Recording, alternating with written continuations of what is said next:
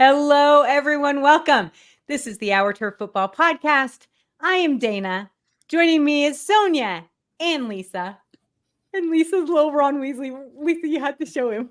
All right. So Lisa lives on a farm. For those of you guys who don't know, Very so sweet. cute. He's a little turkey. See how he goes to sleep? He just wants me to hold him. Oh, he's a turkey? He's a turkey, and his mama didn't want him, so Lisa took him in. Sorry, guys. I just think it's the cutest thing ever. I hope you guys don't mind. All right. Thank you, Ron, for showing up. All right, He just come wants to go to bed. He's very tired. You can go bed, All right. Well, welcome, everyone. Thanks for our little interruption with the cute little turkey, Ron Weasley. She let me name him. So tonight, we are going to talk about the NFC South. Now, I know that except for their own fans, maybe that's not something to get too excited about. Let's be honest. But I took a lot of notes today and read a lot about them, and there's maybe not some so bad things going on there in the NFC South. So I am excited to talk about it. We're going to go through all four teams. I know there is, Lisa. I found. Listen, I can't. This was the saddest division in football, but yet somehow it went down to the last damn week. The Bucks almost made it to the NFC Championship game. That's right. They did. What the hell happened? I'm telling you. All right. So it's going to be a very interesting game. So let's go ahead. We are going to start with the Bucks since they did the best out of everybody in the league, in the division. Lisa, how did the Bucks end last year? I kind of just spoiled it a little bit, but kind of, yeah. Of course, they actually squeaked out a win against the Panthers. It went down to the final week on the division, and they squeaked through. The score was 9-0 for them to win the division and make the playoffs. And they were the only team out of the NFC South that went to the playoffs. So they just squeaked in there. So they respectable 9-8. But then, like you just said, they made some noise in the playoffs. Mm-hmm. So kind of rallied a little bit. But once again, I always go back to they were the underdog anyway. They had nothing to lose. They kind of probably half-heartedly surprised themselves that they were there, and turned out to be a pretty good football team and made some noise in the playoff rounds. You know what was really interesting to me about the Bucks last year is there was a certain amount of, well, what are they going to do this week to them every week, right? Like there was that uncertainty. We saw really good play from Baker Mayfield. I mean, for the most part, I think I read a stat or heard a stat that he was just under 30 touchdowns. That's pretty damn good. Let's be honest, right? And so I think that is going to be the question mark going into next season. So let's look. I'm going to look at my list here of who they lost. Their offensive coordinator left to go be the head coach of the Panthers. That's going to be a conversation in a minute. Dave Canales. They lost their wide receiver, David Moore. They lost Devin White, but they added some decent depth there. They added Sterling Shepard. They re-signed Mike Evans, which I think was a huge priority for that team. They extended Baker Mayfield, which, do you remember there's a whole, a lot of people thinking they weren't sure if they were even going to keep him. Where was Baker going to end up? And they decided to go ahead and hold on to him. They added Jordan Whitehead and Chase Edmonds. So I think that there's some interesting things there. Let's look really quickly at hold on, let me get back to my page here. They also added Randy Gregory. Old, but there, right? They also got back Bryce Hall. They picked up wide receiver Cody Thompson. And then they did re-sign a lot. They did tag Antoine Winfield Jr., so that was interesting. I don't know. I forgot to look and see if he'd signed his tag. I would assume so. I think I would have heard about it if he hadn't. But they re-signed Levante David, Chase Edmonds, Mike Evans, Greg Gaines, Baker Mayfield, their kicker, Chase McLaughlin, because that's important. We all know that. And Antoine Winfield, and then quarterback John Wolford. So interestingly enough, though, when you look at their draft picks, sorry, let me get back up to my little area of the draft. I apologize.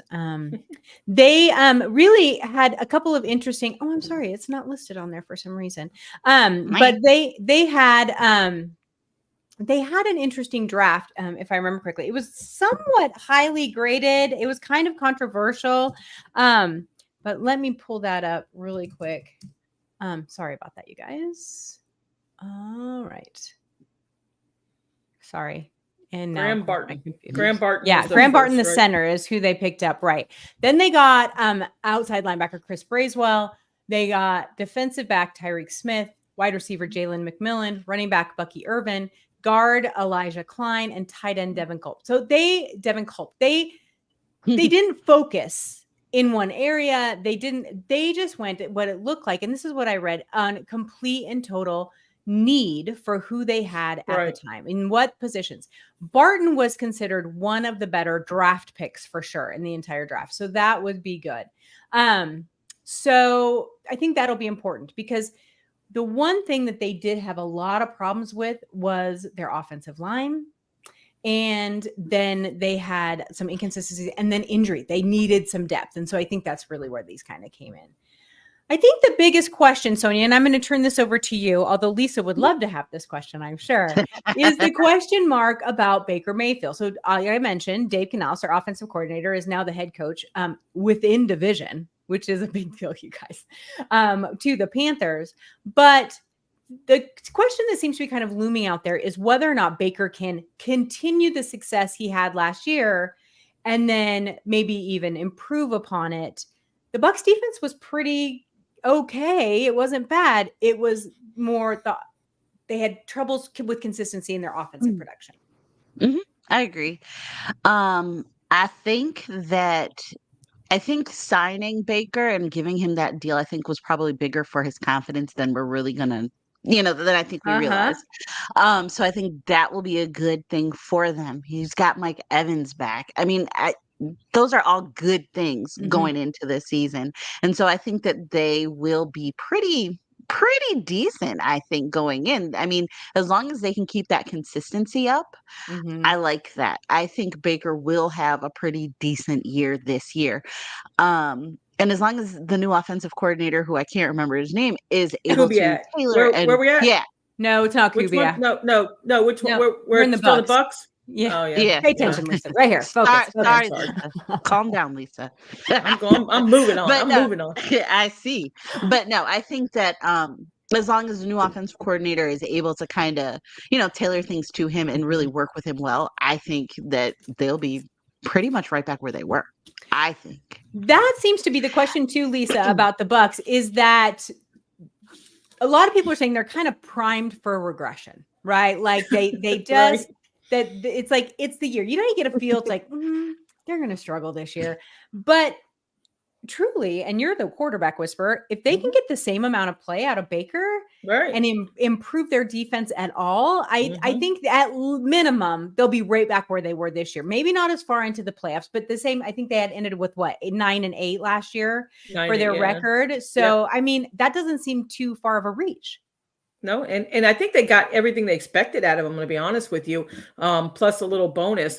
Mike Evans re-signing was huge. And I think you and I had talked about that one show. I really thought he would explore other options. Yeah. So to me, that signing says that he believes in Baker. And I'm like, wow, that's going to be, huge for them to get him back. And I did not see that coming. I really thought he was going to go try to get onto a team where it was a win now.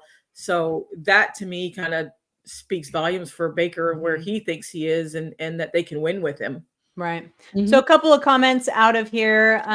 So this was really good. Camden, our good friend Camden, says Seahawks legend Cody Thompson. Yes, Seahawks legend. He's a special teams player, but he's good. And then she also says that she likes your hat, Sonia. And then Kristen says Baker had a lucky year. And I feel that a little bit too. Or was it just really good coaching? Or did he just hit his stride, right? Like it makes you wonder a little bit about that. And then we have Camden also said Rachaad White is really underrated also. And then Big Red, our good friend Big Red says Baker isn't that good, although he's a Panthers fan.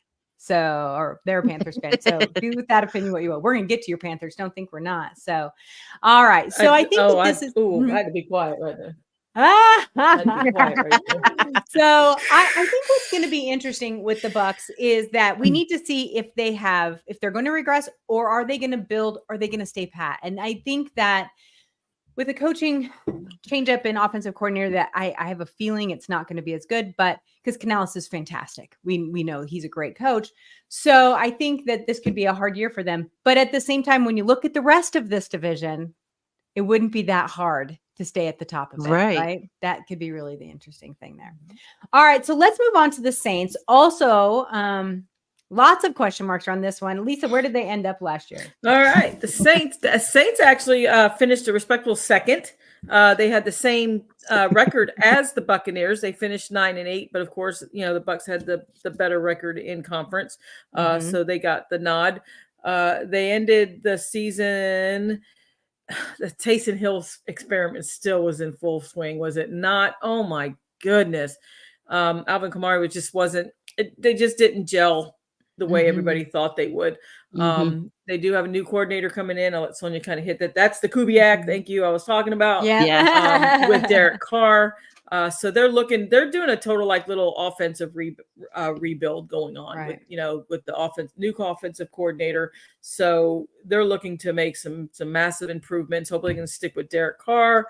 And I'll tell you, I don't see the Taysom Hill thing this year working out.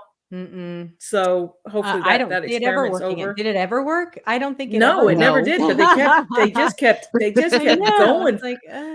So I mean, they're expecting big things for him, especially with Alvin Kamara.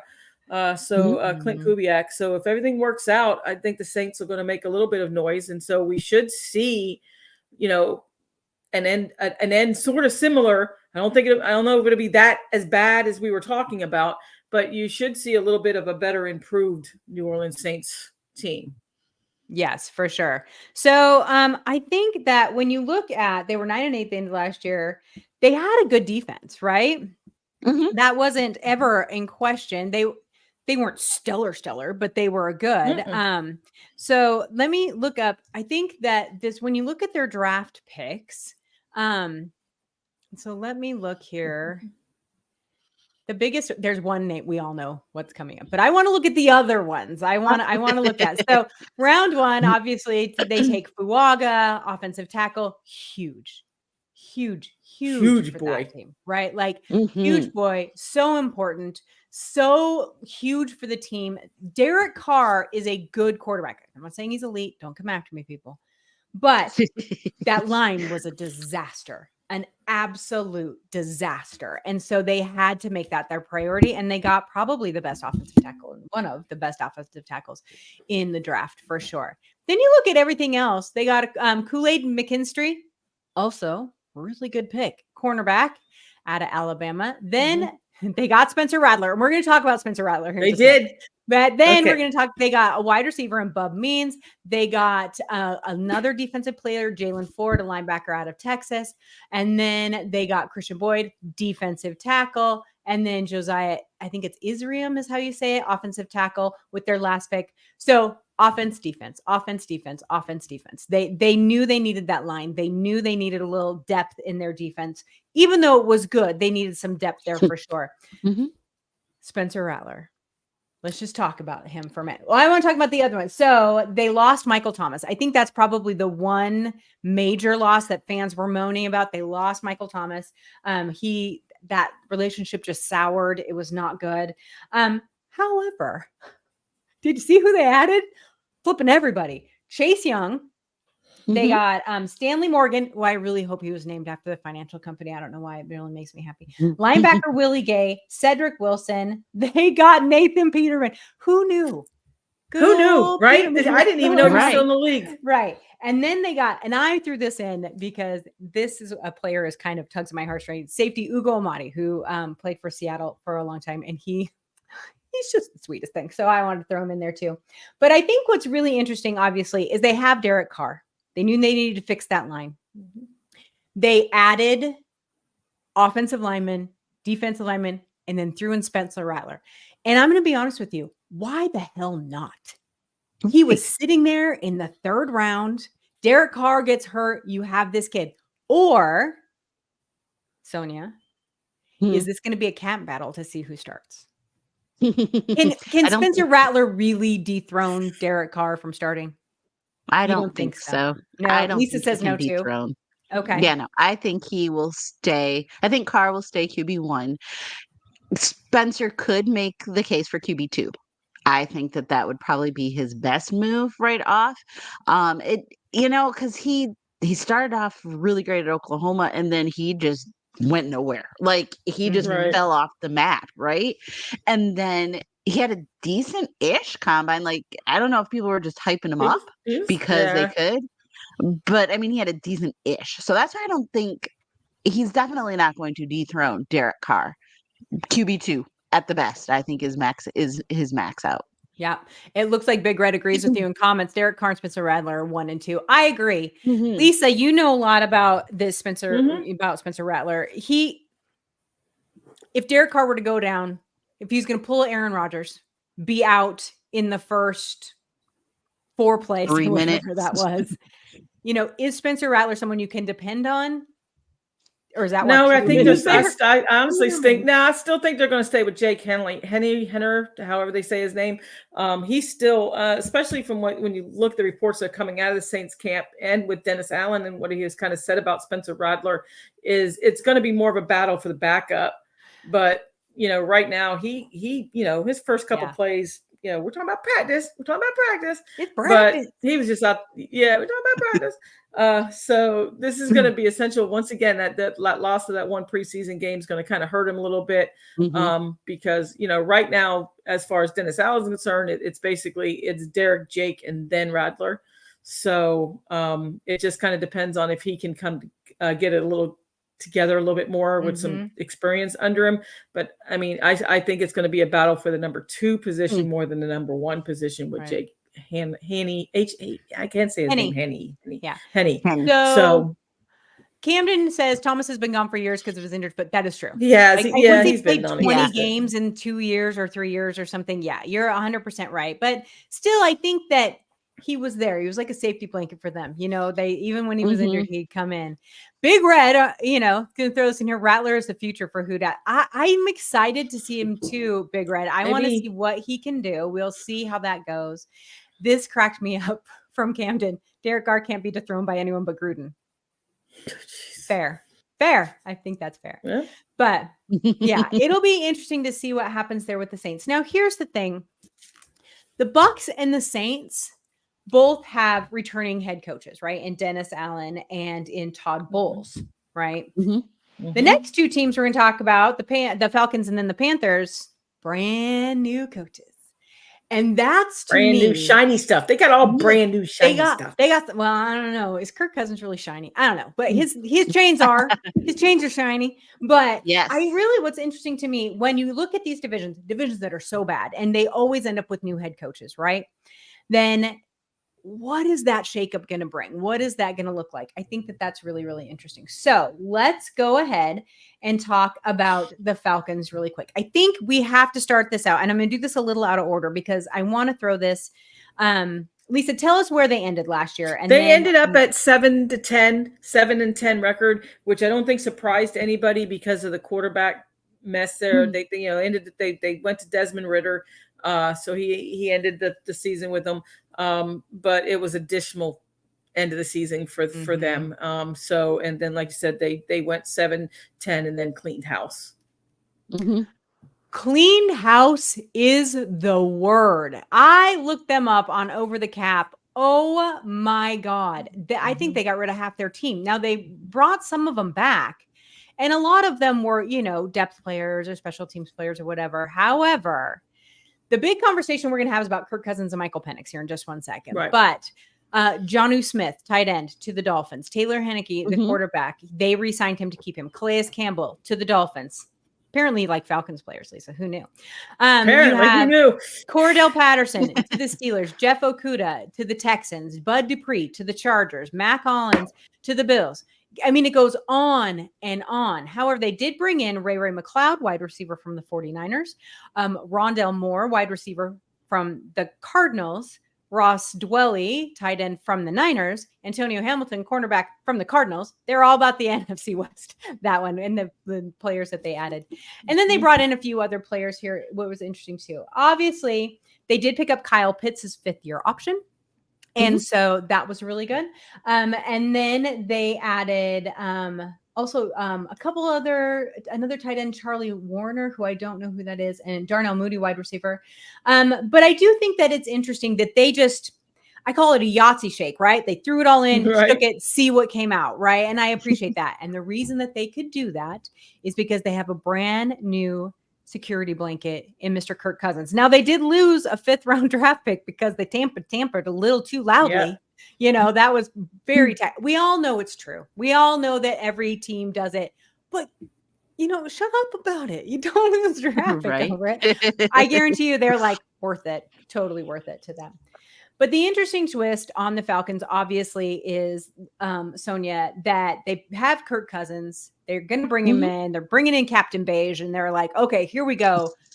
Oh, but wait, there's this Michael Penix kid over here who's pretty good too. So let's draft him, shockingly, at number 8. Do you think that they think – this is the way I look at it. Michael Penix is a project they need to develop, and Kirk Cousins is the guy to do it. Kirk Cousins didn't seem like he really wanted to do it. Sorry, I didn't mean to laugh. It's true, right? He was like, but it's true. It is true. Yeah. It's funny how the tables turn, or whatever they say, right? But I think Kurt doesn't want to do it. I think he's going to have to show a decent campaign. I mean, honestly, let's think about it. The Falcons started off kind of decent last year, right? I think they were a pretty big surprise, but then they went away from Bijan Robinson, and then it all just kind of... And so, I mean, I think if Kurt can at least get them serviceable, I think they'll be all right. But then, yes, you have the Michael Penix situation, and I think that he's just going to have to live with it. And I think that Penix, I mean, in Lisa's case, he's going to have to start, right, at some point soon, especially if Kurt's Achilles is not, if he's not the same after, especially if that's the case. Well, and that's kind of it, right? We don't know how Kurt is going to heal. He's not a young guy. And so it'll be interesting to see, Big Red, that is so true. Are we going to get another Montana Young situation in Atlanta? That's an interesting we aren't saying Kirk Cousins is Joe Montana. Although, look at the numbers. They're probably not that far off because, we weren't so damn picky about quarterbacks back in the day. But I think that it's interesting. You have, elite talent or high level talent and young talent. And how do you deal with that, for sure. I think that the Falcons, when I look at the 2 new head coaches, and I like Raheem Morris, I think he's going to do really well as a head coach there. So I'm excited about that. If you look at the Falcons and the Panthers, the 2 teams with the new head coaches, the Falcons definitely have the upside there. And I think it's just from that veteran presence. We've been waiting for Kyle Pitts to take over. They're going to use Bijan Robinson appropriately. They're going to start to get, those players rolling. And so I think that is something that's really, really important to think about, is that this team could truly be kind of the biggest wild card. So Michael Penix is obviously their only draft pick. So they got, oh God, why do they do this to me? I'm so sorry. Rook, we're just gonna call him Rook. Defensive tackle, Braylon Trice, offensive linebacker or outside linebacker.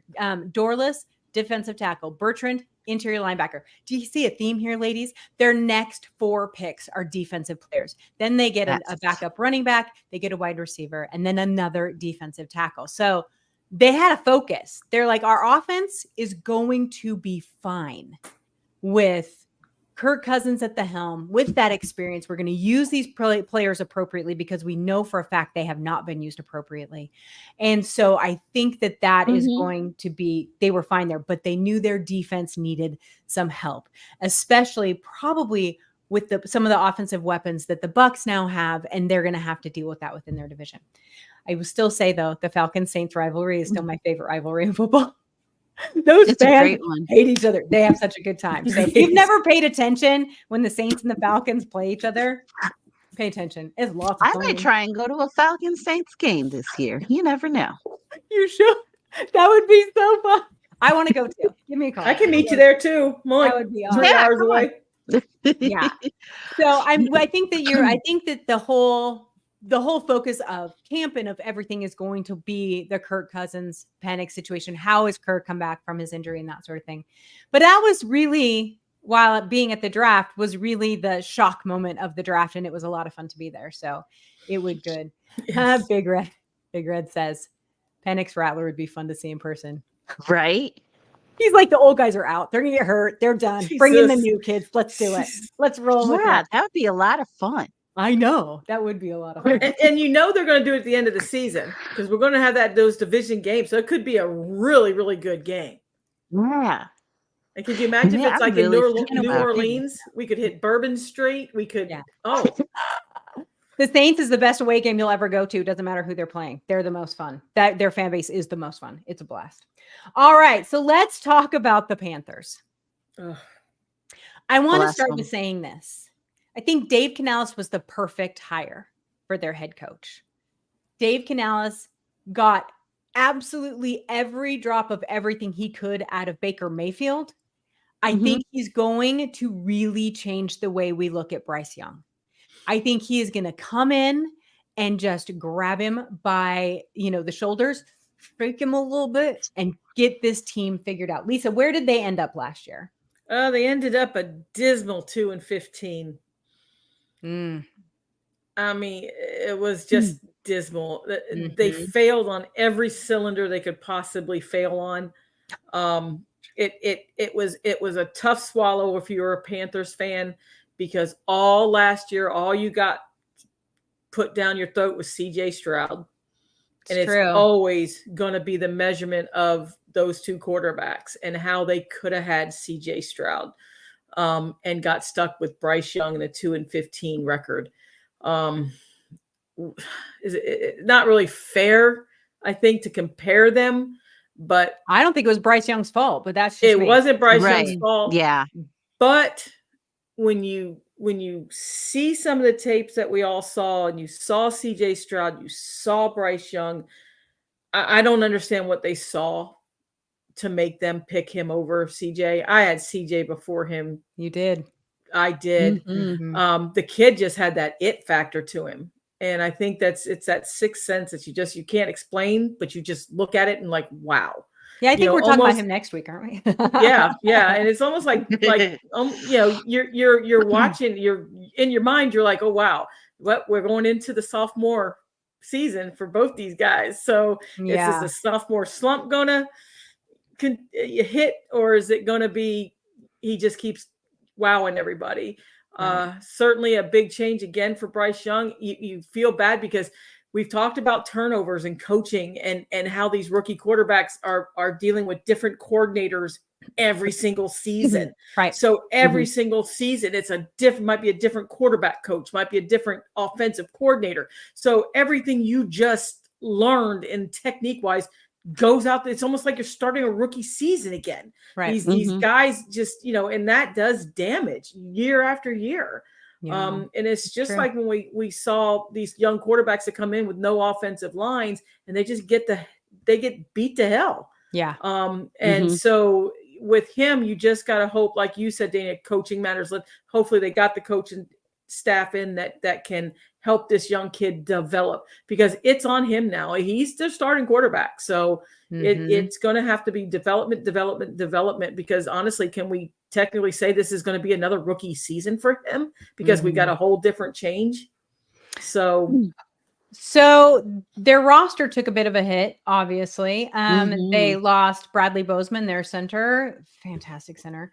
Von Bell, safety Von Bell, Hayden Hurst, their tight end, who was kind of their safety blanket for a long time. And then they traded Brian Burns, which I thought was really interesting to the Giants. So that was good. They picked up some pretty good players, though. They picked up Robert Hunt from the Dolphins. They picked up Damian Lewis.